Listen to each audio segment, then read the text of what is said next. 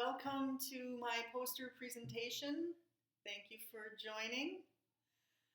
I'm Lorraine Best, and I want to begin by saying, can you believe it? Can you believe we are finally here? After 8 weeks of pouring through dense material, we have gotten to the point where we can take that new information and apply it in a way that helps us improve our teaching. And I think that's pretty cool. I have to say, when I first looked at the syllabus and saw that we had to do a critical discourse analysis, I thought to myself, I have no idea what that is. And I didn't think I could do it, frankly. I knew what discourse was, kind of. I just thought it was, talking. That's how I've always thought of discourse. And essentially it is. But the critical analysis with a linguistic component, for me, was like, woo. And when we started going through pragmatics, trying to keep locutionary acts straight and illocutionary acts over on this side, and trying to figure out the difference between functional morphemes and lexical morphemes, I really struggled with that. But I loved it. I loved studying that. And one of the things in this process of critical discourse analysis, one of the most important things that I came away with is the awareness or realization of how the study of morphology can help an ELL student with listening. The students that I had for this project were Russian speakers who have been in English dominant communities for a number of years, yet almost all of them said that they cannot understand when they hear Americans speaking. Or if they listen to the radio, they don't understand what's being said. And I think that if they would more closely study morphology, prefixes, suffixes, roots, etc., they would better be able to predict when they're listening the form that will come next. And I think that would help them with their comprehension when they're listening. But getting back to the beginning of this project, as I said, I thought, gosh, I don't know how to do critical discourse analysis. I'm not going to be able to do this. And it just dawned on me, okay, just let the process unfold and trust that I'll get to the point of being able to do it. And it happened.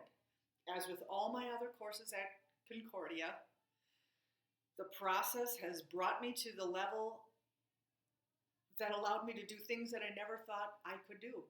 And critical discourse analysis is one of them. Preparing a conference poster is another one of those things that I didn't think I could do. I never thought I'd be able to make a web page or a website. But the courses that I've taken here have enabled me to do that. And so I couldn't be happier. But the other thing, I didn't have a context really for teaching a class.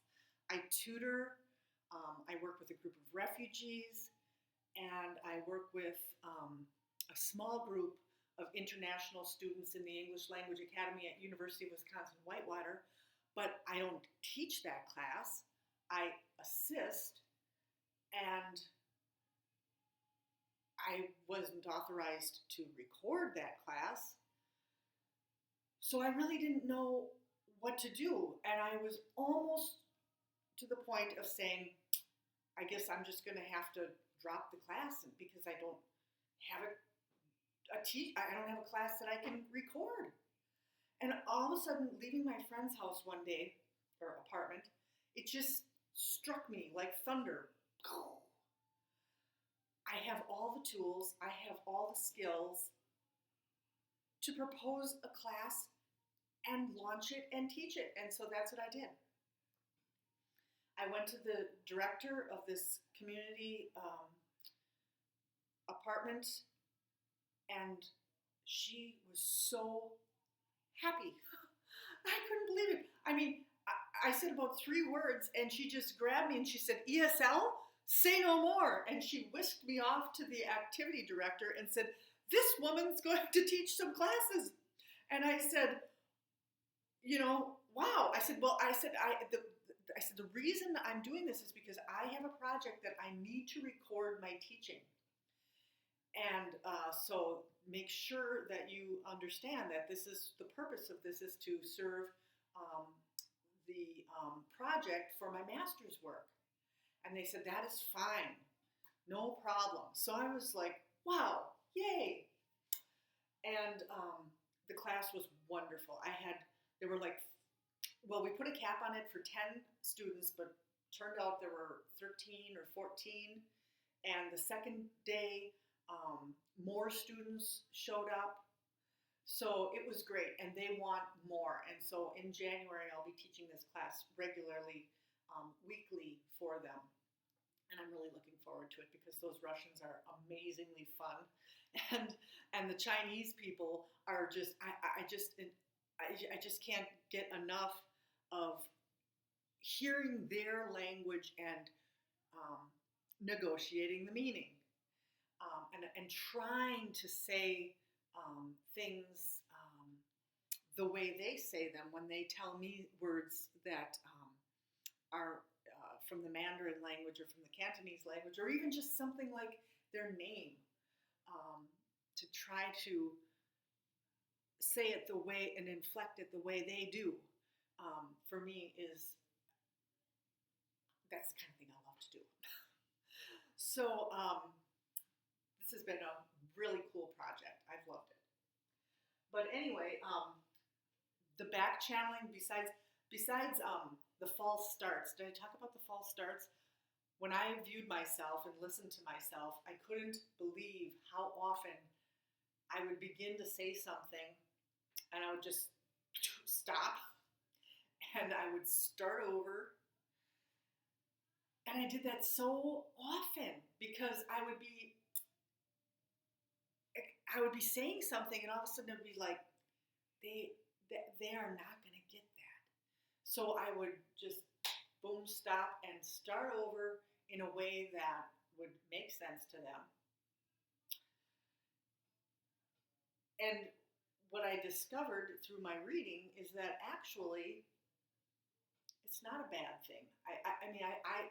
I want to do a lot less of that, but it isn't necessarily a bad thing if you think of it in terms of like a reset button or a reset button. But back channeling was the one feature that I found to be really dominant in my style, and I definitely want to improve that aspect of my discourse. Another thing that I really picked up on was the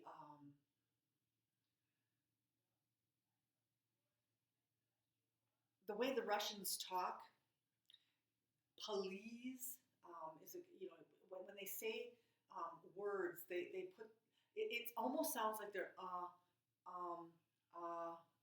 but they're putting this in between consonants.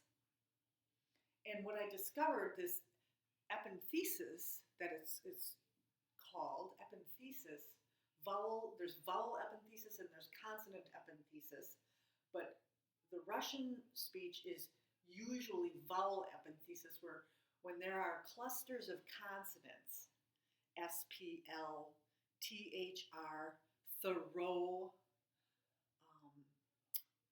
please, splash, they'll put a vowel between those consonants because it's easier to get the consonants out.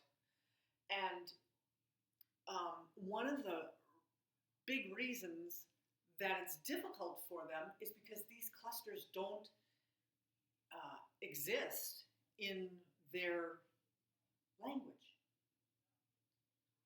So I thought that was very interesting. And another aspect that to me was really critical was this idea of readiness. I've always, discussed readiness with any learning, that students have to want to learn, etc. But readiness in the sense of syntax development, that it's sequential. And for instance, the negation in English can be difficult for Russians because until they learn the auxiliary form, they can't make sense of the negation. And so in January, when I pick up this class with them again, I am going to really need to work on the auxiliary forms with them.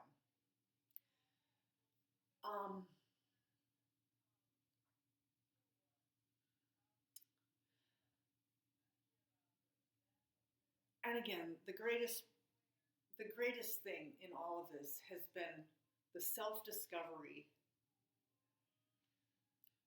that I can be an entrepreneur and I can teach on my own terms.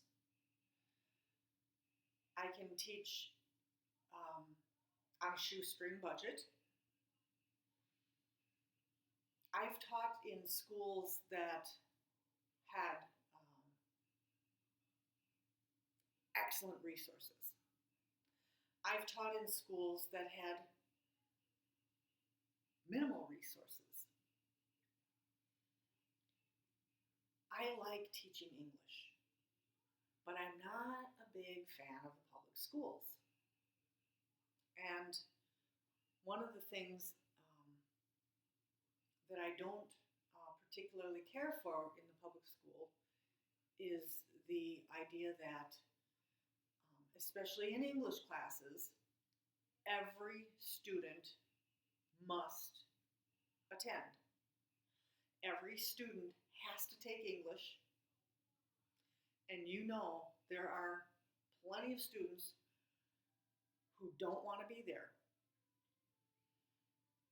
And I don't believe that when a student is 17 years old or 18 years old and says, I don't want this, I don't need this, I'm never going to use it, I don't think they should be forced through a curriculum. I think those students should be able to do what they feel is meaningful in their life at that time. And hopefully they will come back around to realize the importance of developing English language skills. But I don't believe in forcing people to do that. So I love teaching ESL because those students really want to learn. And to me, that's what's really special. So thank you for checking out my poster presentation. And I'm not going to go through all the details because you can read clearly well enough, and the link is there to observe if you would like to. So thanks. It's been an awesome class, and I hope to see you again in the next leg of our journey. Good night.